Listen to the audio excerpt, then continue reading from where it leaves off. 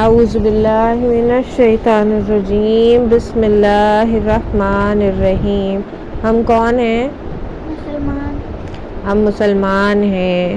ہم کس پہ یقین کرتے ہیں؟ اللہ تعالیٰ کے رسول کون ہیں؟ اور کیا کوئی اس بات کے لیے ہمیں مارتا ہے کہ ہم اللہ تعالیٰ کو مانتے ہیں اور حضرت محمد صلی اللہ علیہ وسلم کو مانتے ہیں؟ کیا ہمیں اس بات کے لیے کوئی تکلیف برداشت کرنی پڑتی ہے؟ کیا ہماری جان خطرے میں ہے؟ کیا لوگ ہمیں ٹارچر کرتے ہیں؟ ابھی ہم مسلمان ہیں۔ ابھی دنیا میں کتنے مسلمان ہیں؟ کروڑوں مسلمان ہیں۔ فلسطین میں مسلمانوں کے ساتھ ظلم ہو رہا ہے، بہت ساری جگہ پہ ہو رہا ہے، کشمیر میں بھی ہو رہا ہے، ٹھیک ہے؟ ہم مسلمان ہیں، ہم اللہ پہ یقین کرتے ہیں، ہم حضرت محمد صلی اللہ علیہ وسلم پہ یقین کرتے ہیں، ہم نماز پڑھتے ہیں، ہم آرام سے عبادت کرتے ہیں۔ کوئی ہمیں نماز پڑھنے سے روکتا ہے؟ کوئی ہمیں مارتا ہے، پیٹتا ہے، ہمارے ساتھ غلط کرتا ہے؟ نہیں۔ ہمیں کوئی تکلیف ہو رہی ہے اس وجہ سے کہ ہم مسلمان ہیں؟ نہیں۔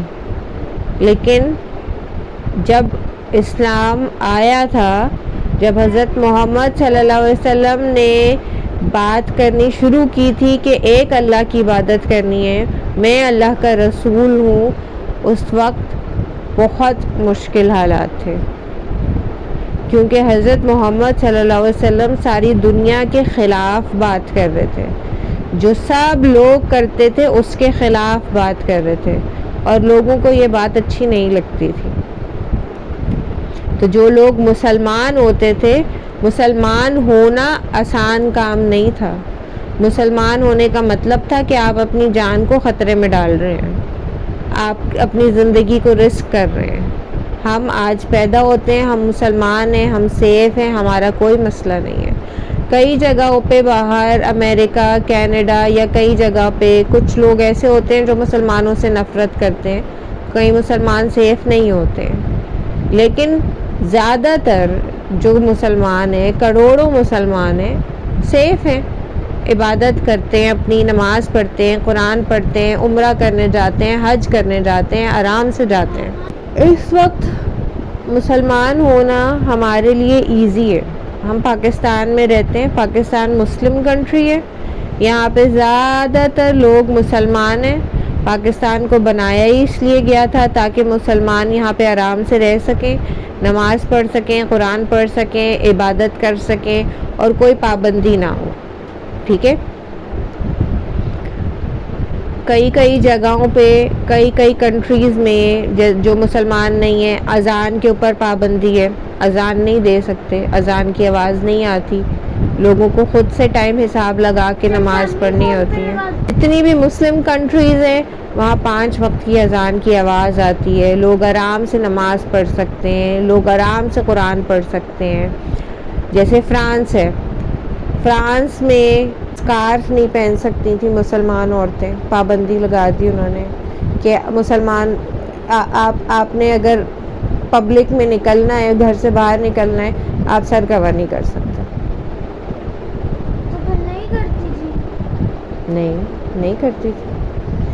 گھر میں تو کر سکتی تھی، گھر میں کرنا ہے، آپ کو کسی کلوز جگہ پہ کرنا ہے، آپ کی پارٹی ہے، گھر ہے، کچھ ہے، وہاں کرنا ہے، لیکن آپ گھر سے باہر نکلیں آپ اسکارف نہیں پہن سکتے، آپ ہیڈ کور نہیں کر سکتے، اپنے بال کور نہیں کر سکتے۔ تو آج بھی پبلک بین ہے وہاں پر۔ بال اندر کر گئے۔ جب انہوں نے کرنا ہے نا مسلمانوں کے ساتھ غلط، تو وہ ہر طریقے سے کرتے ہیں پھر، ٹھیک ہے؟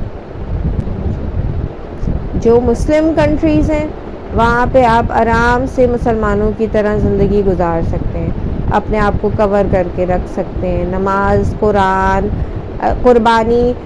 انڈیا میں بہت سارے لوگوں کے ان کے لیے مسئلہ ہو جاتا ہے، قربانی نہیں کر سکتے، کیونکہ ہندو تو کاؤ کی عبادت کرتے ہیں، مسلمان کاؤ کی قربانی کرتے ہیں۔ وہاں کئی بار لڑائیاں ہو گئیں اس بات کے اوپر، کئی بار مسلمانوں کو مار دیا گیا اس بات کے اوپر، کئی بار پابندی لگی ہوئی تھی اس چیز کے اوپر کہ مسلمان قربانی نہیں کر سکتے۔ کر دیا؟ جی، کیونکہ ان کے حساب سے تو کاؤ تو ان کی ماتا ہے، اس کی تو وہ عبادت کرتے ہیں، وہ تو ان کی خدا ہے، تو اس کو کیسے مسلمان جو ہے نا ذبح کرتے ہیں، کیسے اس کو ذبح کر کے عید مناتے ہیں. بکرے لے لیتے. ٹھیک ہے، تو آپ جو مسلم کنٹریز ہیں وہاں مسلمان سب سے زیادہ سیف ہیں کہ وہ مسلمانوں کی طریقے سے زندگی گزار سکتے ہیں. جو نان مسلم کنٹریز ہیں ان میں کئی جگہ پر مسلمانوں کے لیے بہت ساری چیزیں مشکل ہو جاتی ہیں، بہت ساری جگہوں پہ پھر مسلمانوں کے ساتھ غلط سلوک بھی کیا جاتا ہے. لیکن اب بہت سی چیزیں چینج ہو رہی ہیں. لیکن جب حضرت محمد صلی اللہ علیہ وسلم نے بات کرنا شروع کی تھی، اب کیونکہ کروڑوں مسلمان ہیں تو کوئی ایک دو تو نہیں ہے نا، تو جب مسلمان اتنے زیادہ ہیں تو مسلمانوں کی پاور بھی ہے، تو آپ مسلمانوں کو ایسے تنگ نہیں کر سکتے کیونکہ پھر سارے مسلمان اکٹھا ہو جاتے ہیں، جو کہ نہیں ہے آج. جب حضرت محمد صلی اللہ علیہ وسلم نے یہ بات کرنا شروع کی تھی تو اس وقت جو ہے نا وہ تو کوئی 2-3 لوگ مسلمان ہیں. حضرت علی مسلمان ہو گئے، حضرت خدیجہ مسلمان ہو گئی، حضرت ابوبکر مسلمان ہو گئے، حضرت عثمان مسلمان ہو گئے، لیکن 4-5 لوگ ہیں اور اٹ واز ویری ڈینجرس. مسلمان ہونا اس وقت سب سے ڈینجرس چیز تھی، سب سے رسکی کام تھا. تو آج کی سٹوری ایسے ہی ایک مسلمان کی ہے جس نے یہ پرواہ نہیں کی کہ میں جو کام کرنے جا رہا ہوں اس کی وجہ سے میری زندگی خطرے میں پڑ سکتی. سلیو مارکیٹ جہاں پہ غلاموں کو خریدا اور بیچا جاتا تھا، جی ہاں سوق العقاد اس کو بولتے تھے، جہاں سے حضرت بلال رضی اللہ تعالیٰ عنہ کو بھی خریدا. جی وہاں سے ام انمار نام کی ایک عورت نے ایک بچے کو خریدا. اس نے اس بچے کو دیکھا تو اس کو اس بچے کے اندر کچھ خاص صلاحیتیں محسوس ہوئیں. ان میں عمار جو ہے نا اس نے اس بچے کو خریدا، اور اس بچے کو خرید کے جب وہ مارکیٹ سے آ رہی تھی اس نے اس بچے سے اس کے بعد نام پوچھا کہ تمہارا نام کیا ہے. تو اس بچے نے نام بتایا خباب. پھر اس نے پوچھا تمہارے باپ کا نام کیا ہے، تو انہوں نے بتایا ارت. پھر اس نے پوچھا کہ تم کہاں سے ہو، انہوں نے بتایا خباب بن ارت نے بتایا کہ میں نجد سے ہوں، یعنی میں عرب ہی ہوں. تو اس نے پوچھا کہ تو اس عورت کو یہ لگا تھا کیونکہ خباب بن ارت جو ہے وہ کلر میں بلیک ہی تھے جیسے حضرت بلال رضی اللہ تعالیٰ عنہ، تو اس عورت کو لگا تھا کہ یہ جو ہیں ابیسینیا سے آئے ہوئے ہیں، حبشہ سے خرید آئے ہوئے ہیں. جب اس نے پوچھا کہ تم عرب کیسے ہو اور تم عرب ہو تو تم کیسے غلام ہو گئے، تو انہوں نے بتایا کہ میں بنو تمیم کے قبیلے سے ہوں اور ہمارے قبیلے کی جو ہے نا وہ دوسرے قبیلے کے ساتھ لڑائی ہو گئی اور اس لڑائی میں ہمارا قبیلہ ہار گیا. تو دوسرے قبیلے نے کیا کیا کہ ہمارے قبیلے کے تمام مردوں کو قتل کر دیا اور عورتوں کو اور بچوں کو غلام بنا لیا اور جتنے بھی مویشی اور جو کچھ بھی سامان تھا سب اپنے قبضے میں کر لیا. تو میں نے بچپن سے ہی غلامی ہی دیکھی ہے. ام انمار جو ہے نا وہ لے کر آئی ان کو، اور اس نے جو ہے نا صرف اپنے نارمل کاموں کے لیے نہیں یوز کرنا تھا. ام انمار چاہتی تھی کہ وہ ٹرین کر سکیں ان کو تاکہ ان کے ذریعے سے وہ پیسے کما سکیں. ام انمار نے کیا کیا کہ ان کو وہ جو تلواریں بناتا ہے اس کے ساتھ لگا دیا تاکہ یہ اس کے ساتھ رہیں اور اس کے ساتھ تلوار بنانا اور یہ ساری چیز سیکھیں. تو خباب بن ارت جو ہے نا یہ جیسے جیسے بڑے ہوتے گئے نا یہ تلوار بنانا، تلواروں کو شارپ کرنا اور یہ سب کچھ جیسے جیسے یہ سیکھتے گئے نا انہوں نے یہ اسکل اتنی زیادہ اچھی سیکھ لی کہ یہ جس کے ساتھ کام کرتے تھے نا یہ اس سے بھی زیادہ اچھے ہو گئے. یہ بہت اچھی تلواریں بناتے تھے, تلواروں کا کام بہترین کرتے تھے تو یہ بہت مشہور بھی ہو گئے اس چیز کی وجہ سے. لیکن تھے یہ غلامی, تو یہ جتنی بھی کمائی ہوتی تھی وہ ساری انمار کے پاس ہی جاتی تھی اور ان کو کچھ نہیں ملتا تھا. پھر آہستہ آہستہ کرتے کرتے کیا ہوا کہ خباب بن ارت کی اب کو ایک انمار نے نا اپنی ہی دکان سی بنوا دی, جہاں پہ وہ تلواریں بنایا کرتے تھے یا تلواریں شارپ کیا کرتے تھے یا ٹھیک کیا کرتے تھے, اور جتنے بھی پیسے کمائی ہوتے تھے وہ سارے انمار کے پاس ہی جاتے تھے. ٹھیک ہے, تو جب حضرت محمد صلی اللہ علیہ وسلم نے بات کرنی شروع کی اسلام کی, تو ابھی یہ صرف جنا 15, 16 یا 17, 18 ایئرس کے ہی ہوں گے, یہ بہت زیادہ بڑے نہیں تھے. ٹھیک ہے, جوان تھے. تو انہوں نے کچھ بھی نہیں سوچا اور یہ فوراً مسلمان ہو گئے. کہا یہ جاتا ہے کہ شاید یہ 6th انسان تھے, 6th 7th یا 8th انسان جو کہ مسلمان ہوئے تھے. یعنی جو پہلے 10 لوگ مسلمان ہوئے ان میں سے خباب بن ارت جو ہے نا وہ ایک تھے. شروع کے تو ہمیں پتہ ہے کہ حضرت علی تھے, حضرت ابو بکر تھے, حضرت خدیجہ تھی, حضرت عثمان تھے.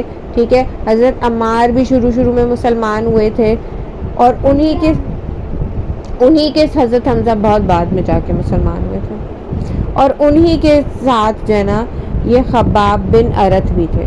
حالانکہ یہ غلام تھے, حالانکہ یہ غریب تھے. انہوں نے کچھ نہیں سوچا کہ میں اگر مسلمان ہو جاؤں گا تو میرے ساتھ کیا ہوگا, یا انہوں نے یہ بھی نہیں سوچا کہ اچھا میں دیکھتا ہوں کیا ہوتا ہے, ابھی یہ بات کریں گے تو جو بڑے بڑے لوگ ہیں, جو امیر لوگ ہیں وہ کیا بات کرتے ہیں, میں پہلے بات کو سمجھتا ہوں. جیسے حضرت علی رضی اللہ تعالیٰ عنہ کو جب حضرت محمد صلی اللہ علیہ وسلم نے کہا, حضرت علی رضی اللہ تعالیٰ عنہ اگلے دن مسلمان ہو گئے تھے. وہ چھوٹے بچے تھے, انہوں نے کہا بھی تھا کہ میں پہلے اپنے بابا سے مشورہ کروں گا, ابو طالب سے میں اس بارے میں بات کروں گا. لیکن حضرت علی رضی اللہ تعالیٰ عنہ نے کبھی بھی ابو طالب سے بات کی نہیں. انہوں نے خود ہی حضرت محمد صلی اللہ علیہ وسلم کو یہ بات ایکسیپٹ کر لی تھی کہ ہاں میں مسلمان ہو گیا ہوں, میں لا الہ الا اللہ محمد رسول اللہ پہ یقین کرتا ہوں. اسی طرح حضرت, اور جیسے حضرت ابو بکر صدیق رضی اللہ تعالیٰ عنہ ہوتے ہیں, لا الہ الا اللہ محمد رسول اللہ, مطلب محمد کے ساتھ رسول اللہ بھی ہوگا. جیسے ہم نارملی کہتے ہیں محمد صلی اللہ علیہ وسلم, محمد رسول اللہ, یہ بول جاتے ہیں. تو جیسے ہی حضرت ابو بکر صدیق کو حضرت محمد صلی اللہ علیہ وسلم نے کہا, حضرت ابو بکر فوراً مسلمان ہو گئے. اسی طرح سے جیسے ہی حضرت خباب بن ارت کو کچھ یہ پتہ چلا کہ حضرت محمد صلی اللہ علیہ وسلم اس طرح کی بات کریں, وہ فوراً مسلمان ہو گئے. ٹھیک ہے, اور انہوں نے اپنے مسلمان ہونے کو چھپایا نہیں. زیادہ تر مسلمان جو ہے نا اس چیز کو چھپا رہے تھے, لیکن حضرت خباب بن ارت جو ہے نا انہوں نے اس چیز کو نہیں چھپایا. تو یہ خبر جو ہے نا جب ان کی مالکن کے پاس پہنچی نا, انمار کے پاس پہنچی, تو انمار نے کیا کیا, انہوں نے اپنے بھائی کو بلایا اور اپنے بھائی کو بلا کے کہا کہ مجھ تک یہ خبر پہنچی ہے. تو ان کے بھائی نے کیا کیا کہ جنا مکہ کے بدماش ترین لڑکوں میں سے نا کچھ لڑکوں کو جمع کیا, ان کو جمع کیا, اور وہ نا خباب بن ارت کے پاس پہنچے, اور انہوں نے جا کے حضرت خباب بن ارت سے کہا کہ ہم تک کچھ خبر پہنچی جو کہ مجھے لگتا ہے کہ صحیح نہیں ہے, لیکن میں پھر بھی تم سے نا یہ بات کنفرم کرنا چاہتا ہوں. اس طرح کی کوئی بات انہوں نے کی.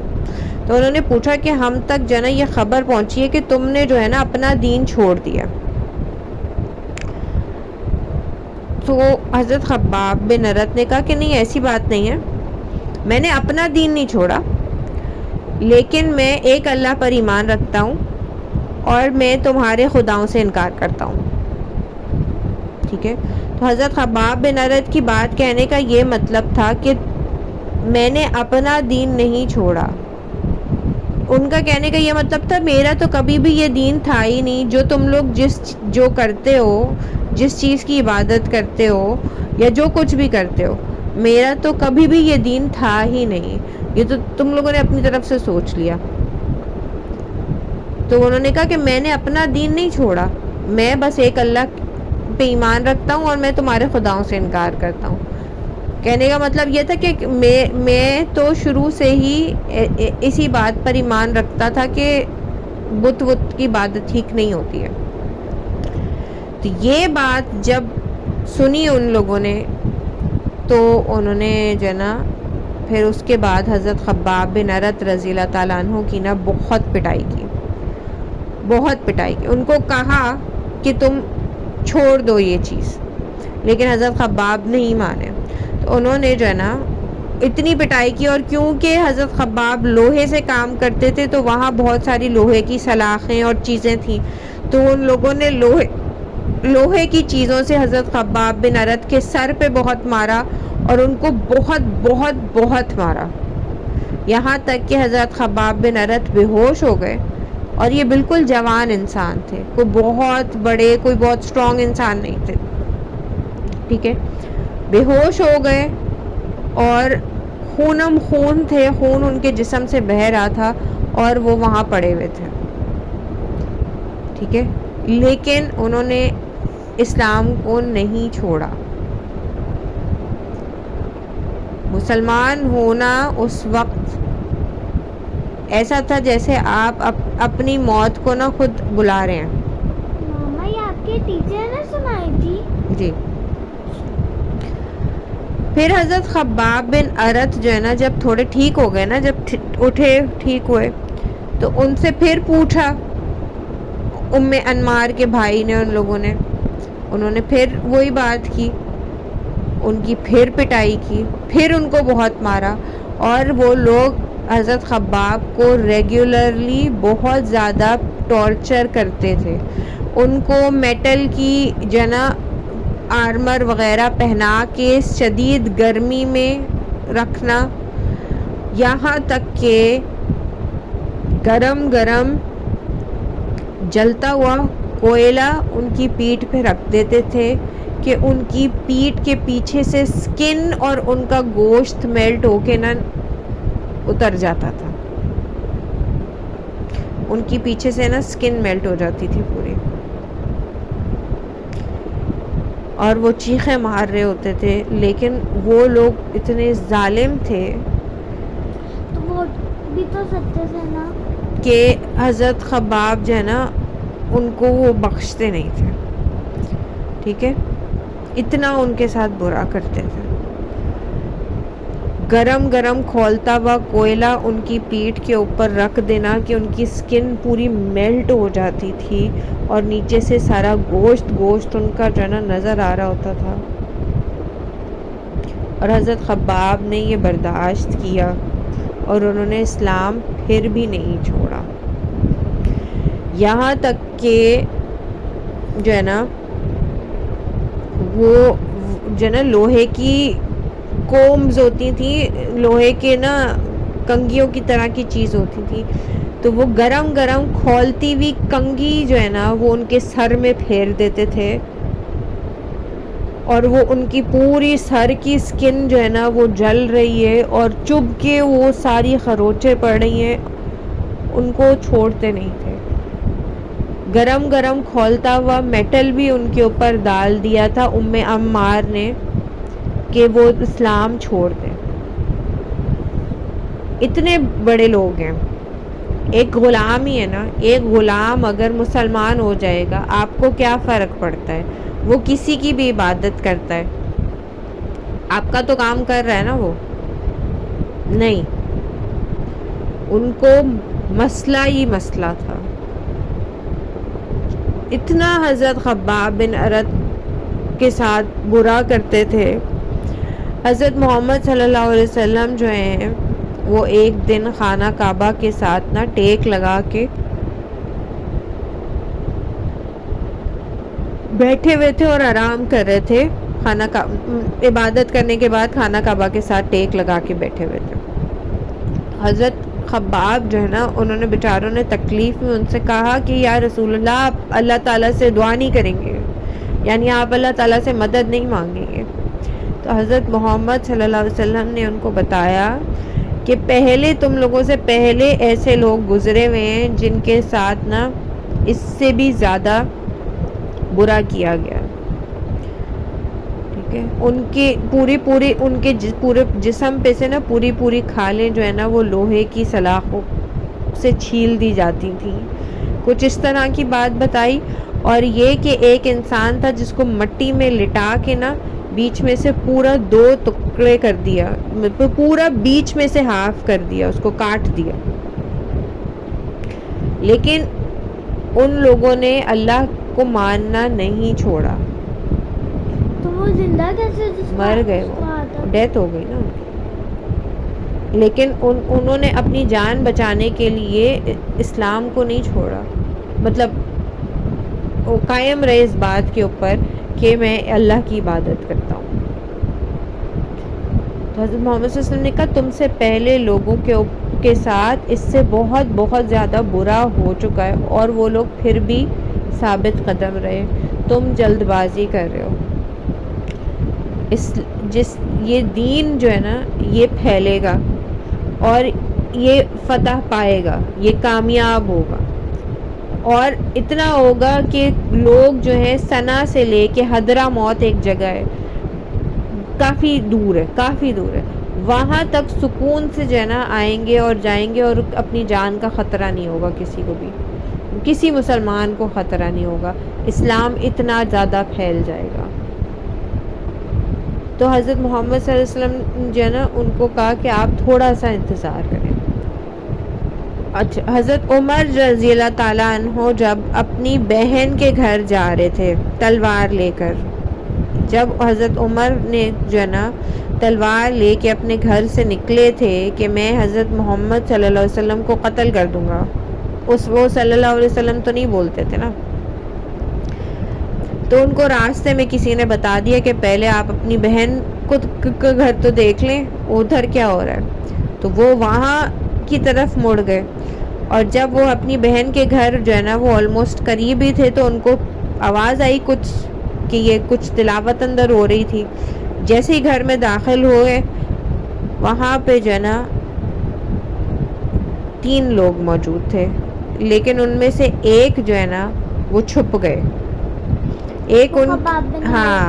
وہ ایک ان کی بہن تھی فاطمہ, ایک ان کی بہن کے ہسبینڈ تھے سعید ابن زید بن عمرو, اور تیسرے تھے حضرت خباب بن ارت, جو کہ حضرت خباب بن ارت جو ہیں وہ خود قرآن سکھا رہے تھے باقی دونوں کو.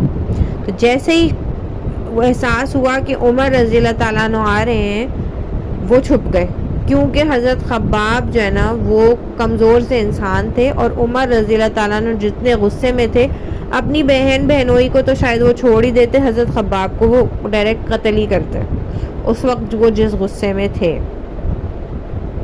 حضرت خباب رضی اللہ تعالیٰ عنہ جو ہے نا وہ چھپ گئے.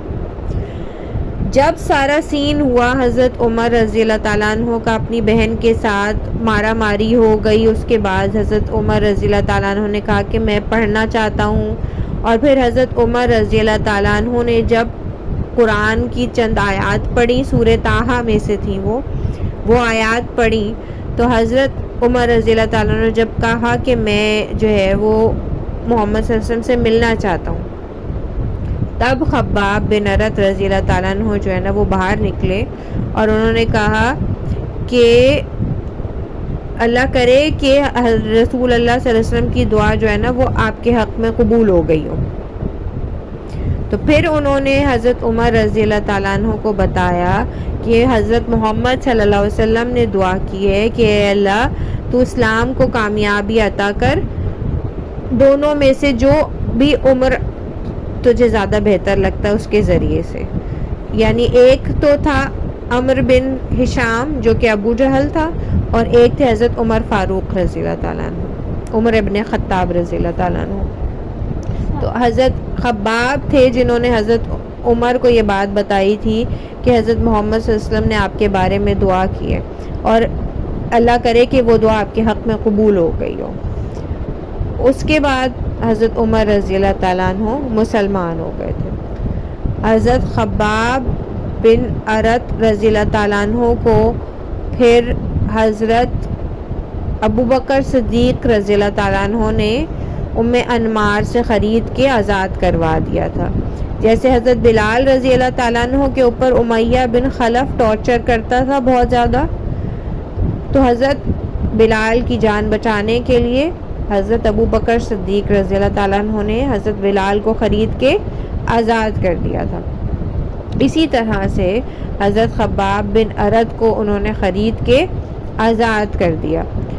حضرت ابو بکر صدیق رضی اللہ تعالیٰ عنہ کے بابا جو تھے ابو قحافہ جو تھے، وہ حضرت ابو بکر صدیق سے کہا کرتے تھے کہ آپ کیوں ان لوگوں کو خریدتے ہیں اور ان کے اوپر کیوں خرچ کرتے ہیں جبکہ یہ آپ کے کسی کام کے بھی نہیں ہیں.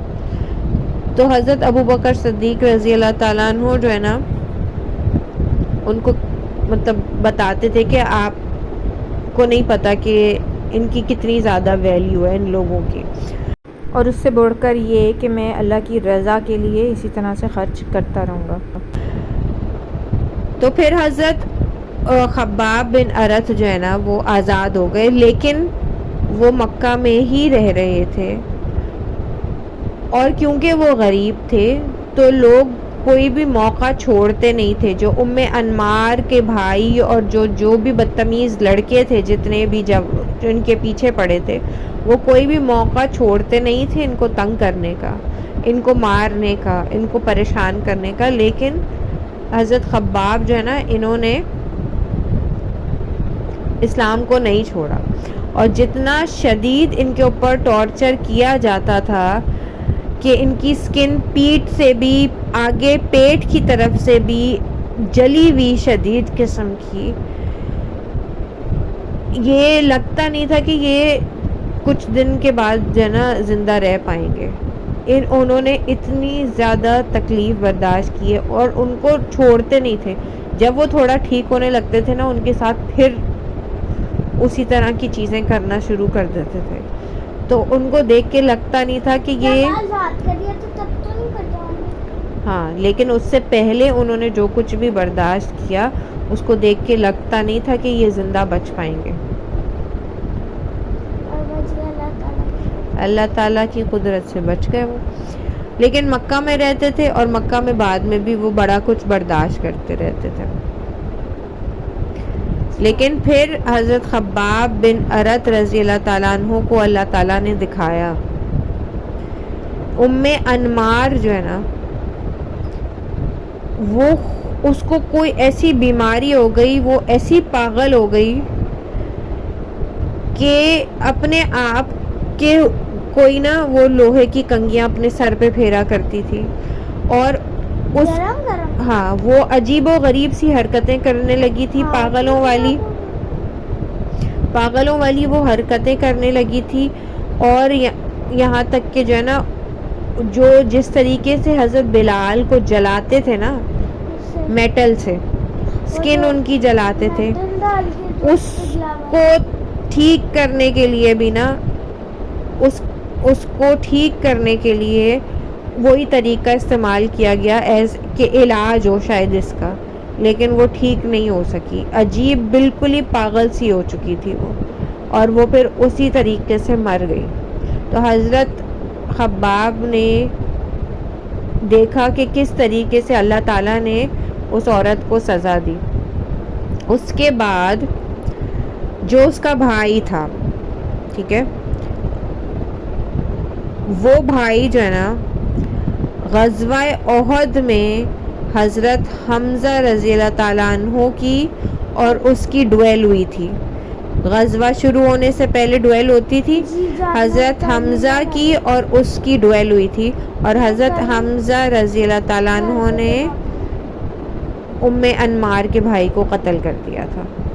حضرت خباب نے یہ بھی دیکھا کہ کس طریقے سے اللہ تعالیٰ نے ان کو تکلیف دینے والے لوگوں کو سزا دی۔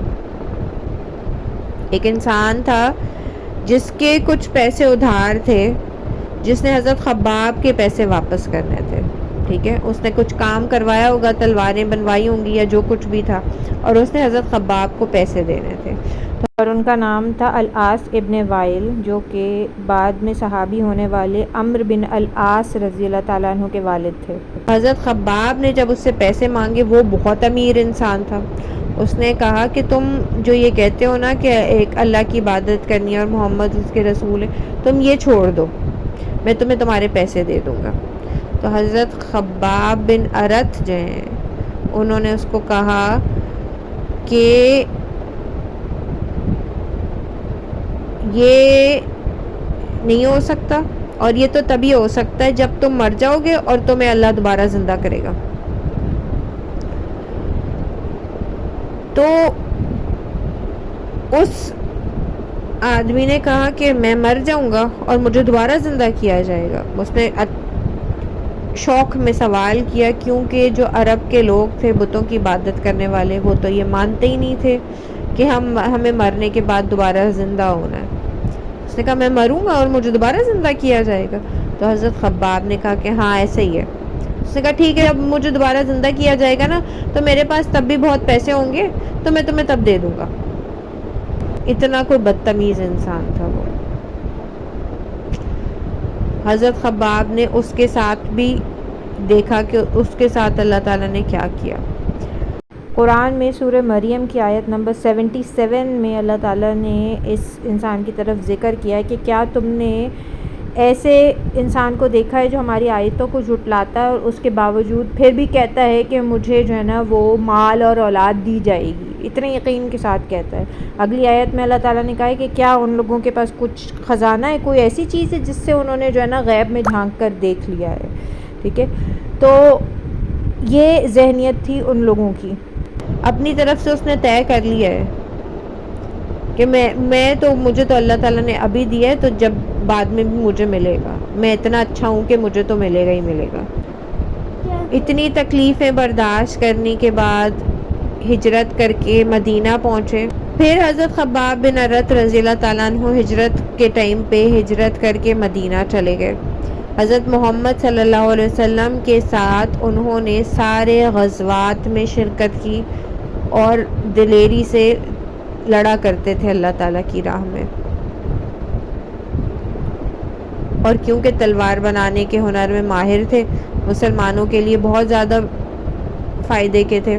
فری میں بناتے تھے؟ بناتے ہوں گے نا بیٹا۔ پھر اس کے بعد حضرت خباب بن ارت رضی اللہ تعالیٰ عنہ، جنہوں نے اتنا شدید ٹارچر برداشت کیا، جن کو دیکھ کے لگتا تھا کہ یہ مر جائیں گے، ان کو اللہ تعالیٰ نے اتنی لمبی زندگی دی کہ حضرت محمد صلی اللہ علیہ وسلم کے انتقال کے بعد حضرت ابوبکر رضی اللہ تعالیٰ عنہ کا دور، وہ 2-2.5 سال، پھر حضرت عمر رضی اللہ تعالیٰ عنہ کے دور کے 10 سال، پھر حضرت عثمان رضی اللہ تعالیٰ عنہ کا دور، اور اس کے بعد حضرت علی رضی اللہ تعالیٰ عنہ کا دور۔ یہ تب تک حیات رہے اور یہ ماشاءاللہ کافی امیر ہو چکے تھے۔ تو لیکن جب یہ بوڑھے ہو گئے اور آلموسٹ اپنے مرنے سے پہلے کے ٹائم کی وفات سے پہلے کے ٹائم پہ نا، جب لوگ ان سے جنا ملنے آئے تو وہ یاد کر رہے تھے اور کہہ رہے تھے کہ ان کو نا اس چیز کا گلٹ محسوس ہوتا تھا کہ وہ امیر ہو گئے اور انہوں نے اچھا ٹائم دیکھا، انہوں نے اچھی زندگی دیکھی۔ کئی لوگ ایسے تھے جو وہ یاد کر رہے تھے حضرت مصعب بن عمیر کو کہ انہوں نے اچھا وقت دیکھا ہی نہیں، اور وہ جو ہے نا وہ ثواب کمانے میں سبقت لے گئے۔ حضرت مصعب بن عمیر رضی اللہ تعالیٰ عنہ جب غزوہ احد میں شہید کیے گئے تو ان کے پاس کپڑے کا صرف ایک ہی پیس تھا جو انہوں نے اپنی باڈی پہ نا نیچے کی طرف باندھا ہوا تھا، ٹھیک ہے. حضرت مصعب بن عمیر ایک بہت امیر فیملی سے تھے، لیکن جب وہ مسلمان ہوئے نا تو ان کے پاس کچھ نہیں رہ گیا اور وہ غریب ہی رہے.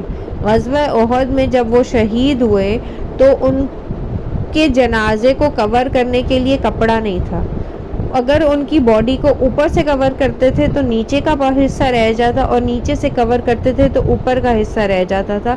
ان کے پاس اتنا بھی نہیں تھا. تو جب حضرت مصعب بن عمیر نے اپنا سب کچھ کھو دیا تو انہوں نے دوبارہ کچھ بھی نہیں پایا سوائے شہادت کے. اور شہادت تو جب انہوں نے پا لی تو وہ تو سب سے بڑی چیز ہو گئی. تو حضرت خباب بن ارت جو ہے نا وہ کافی امیر ہو گئے تھے، ان کے پاس اچھا پیسہ تھا، زندگی اچھی ان کی گزر رہی تھی، بڑھاپے میں سیٹ تھے. جتنا مشکل وقت انہوں نے شروع میں دیکھا تھا غلامی کا اور ٹارچر کا، اس کے بعد میں جا کے ان کی زندگی اچھی ہو گئی تھی. لیکن ان کو نا اس چیز کا گلٹ لگتا تھا کہ کتنے ہی لوگ ایسے تھے جو اچھا وقت دیکھے بغیر چلے گئے، اور میں یہاں پر ہوں اور میں جو نا ان چیزوں کا فائدہ اٹھا رہا ہوں اور ان کو انجوائے کر رہا ہوں. حضرت عمر رضی اللہ تعالیٰ عنہ جو ہیں یہ تو بہت بعد میں جا کے مسلمان ہوئے تھے. تو حضرت عمر فاروق رضی اللہ تعالیٰ عنہ جو ہیں جب حضرت محمد صلی اللہ علیہ وسلم کی انتقال کے بعد ان کے دور میں، حضرت عمر کے دور میں، جب حضرت عمر فاروق رضی اللہ تعالیٰ عنہ بیٹھے، حضرت بلال، حضرت خباب ایک جگہ بیٹھے، یہ لوگ باتیں کر رہے تھے.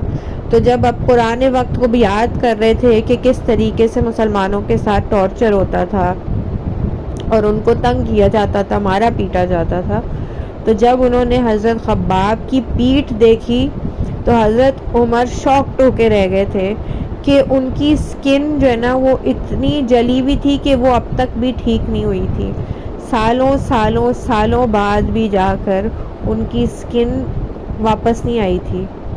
اتنی بری طرح سے جلی ہوئی تھی کہ سکن کے اندر سے گوشت بھی جل گیا تھا، اور ان کی پیٹھ جو ہے نا اس کا بہت برا حال تھا، اور وہ وہاں پہ جو ہے نا واپس نہیں ہے سکن ٹھیک ہوئی تھی ان کی. یہ مسلمانوں نے برداشت کیا تھا تاکہ حضرت محمد صلی اللہ علیہ وسلم قرآن لوگوں کو پہنچا سکیں، اور آج ہمارے پاس قرآن ہو تاکہ ہم سمجھ سکیں کہ ہم نے اچھا مسلمان کیسے بننا ہے. تو جب ہم آج قرآن پڑھتے ہیں اس میں جو کچھ لکھا ہوا ہے اس کو سمجھتے نہیں ہیں، ہم یہ یاد ہی نہیں رکھتے کہ یہ قرآن ہمارے پاس کتنے لوگوں کی قربانیوں کے بعد پہنچا ہے. ہم اگر آج مسلمان ہیں اور سیف ہیں تو اس لیے کیونکہ شروع میں مسلمانوں نے بہت کچھ برداشت کیا ہے اور بہت سی تکلیفیں برداشت کی ہیں، تو آج ہم مسلمان ہیں اور آج ہم اتنا ایزیلی قرآن پڑھ سکتے ہیں اور ہم ایزیلی اس کو سمجھنے کی کوشش کر سکتے ہیں. ہم میں سے کوئی سوچ سکتا ہے کہ ہماری پیٹھ کے اوپر کوئلہ رکھا جائے، یا ہمارے پیٹ پہ کوئلہ رکھا جائے، یا ہمارے سر پہ گرم کھولتی ہوئی سلاخوں والے کنگھے پھیرے جائیں کہ ہماری پوری سکن جل جائے، اور وہ اس کے بعد بھی، اور یہ چیز بار بار کی جائے آپ کے ساتھ.